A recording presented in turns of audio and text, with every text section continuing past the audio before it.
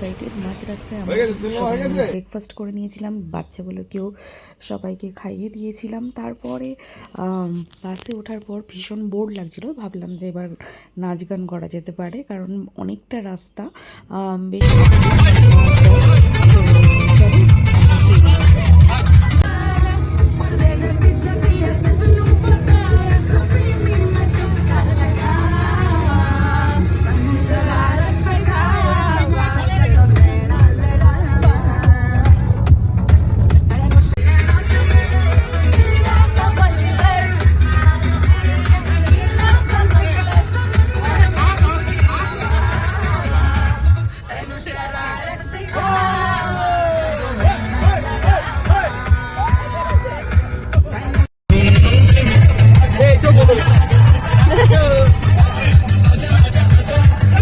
নাচ গান মজা হই হুল্লোড় খাওয়া দাওয়া করতে করতে কিন্তু আমরা প্রায় তাজপুরের কাছাকাছি পৌঁছে গেছি।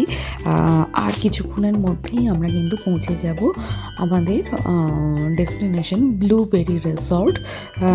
আশেপাশটা না এতটাই সুন্দর ছিল, এতটাই ভালো লাগছিল, মানে জাস্ট অসাধারণ। আর যখন টিম মেম্বার বেশি থাকে না, যখন লোক সংখ্যা বেশি থাকে আর বন্ধুবান্ধবরা থাকে, তার সাথে ফ্যামিলি থাকে, তো সেই জায়গায় মজা তো আলাদাই লেভেলের হয়। তো এই ট্রিপটাও ঠিক সেরকম, এখানে ফ্যামিলি প্লাস বন্ধুরা সবাই মিলে একসাথে তো দারুণ এনজয় করছি আমরা। সো ফাইনালি আমরা পৌঁছে গেছি ব্লুবেরি রিসর্ট। এই যে ভীষণ সুন্দর, সামনেই সি বিচ দেখা যাচ্ছে।